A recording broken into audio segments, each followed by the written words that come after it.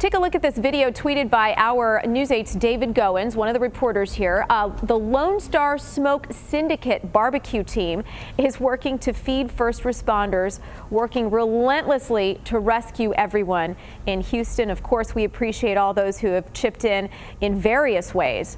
Hundreds of first responders are still in rescue mode in Richmond near the Brazos River. That means working very long hours with no food. Okay, David Goins was with the barbecue team that you just saw there, making sure rescuers don't go hungry. Check it out.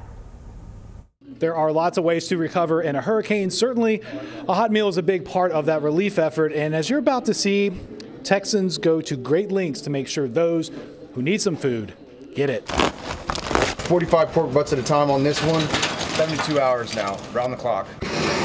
In the barbecue state, cooking about 8 to 10 hours.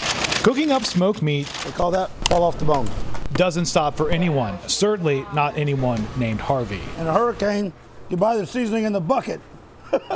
Jeremy Jeffers and J.D. Marsh love competition barbecue, and like so many in the Houston area this week, spared of flood damage, action is required. We were sitting around and said, what can we do? I said, well, I got a barbecue pit here in my house. We can start cooking a little bit.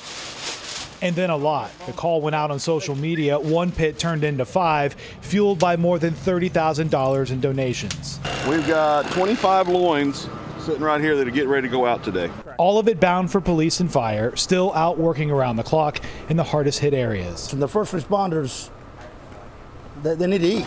So Jeremy and JD loaded up enough pulled pork to feed 600 and headed out from Katy, bound for those first responders. Pretty humbling and pretty gratifying. Texas barbecue is pretty serious too. Detours and water on the route require the Fort Bend County Sheriff's Office to provide an escort just to make it into Richmond. Captain Steve Holt says more than a dozen deputies have water in their homes and are sheltering where they work. You know, we have MREs, which are meals ready to eat from the military that we can eat, but if you can get a warm meal, it means a lot to you. The guys at the Lone Star Smoke Syndicate don't plan to slow down either. We're going to do it until we run out of the need, the food, or the money. And I don't think we're running out of any of those three anytime soon. You know, every kind word helps. In Richmond, barbecue helps. David Goins, Channel 8 News.